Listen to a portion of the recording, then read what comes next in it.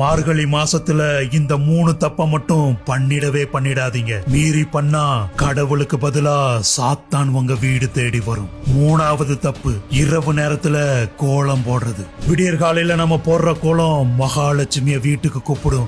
ஆனா இரவு நேரத்துல நம்ம கோலம் போட்டா அது அங்க சுத்தி திரியற ஆத்மாக்களை வீட்டுக்கு கூட்டிட்டு வரும் அப்படின்னு பெரியவங்க சொல்றாங்க. 2வது தப்பு, பிரம்ம முகூர்த்தத்துல தூங்குறது. பிரம்ம முகூர்த்தம் அப்படிங்கிறது கடவுளுக்கு உகந்த நேரம். அந்த நேரத்துல நாம தூங்கும் போது கடவுளோட அருள் நமக்கு கிடைக்காம போகும் அப்படின்னு பலரும் நம்புறாங்க. முதல் தப்பு, மார்கழி மாசத்துல புதுசா வீடு வாங்குறதோ இல்ல வேற ஒரு வீட்டுக்கு குடி போறதோ இல்ல கல்யாணம் பண்றதோ பண்ணவே கூடாது. மீறி பண்ணா நம்மளோட வாழ்க்கையில சந்தோஷத்துக்கு பதிலா பிரச்சனைகள் அதிகமா வரும் அப்படின்னு பலரும் சொல்றாங்க.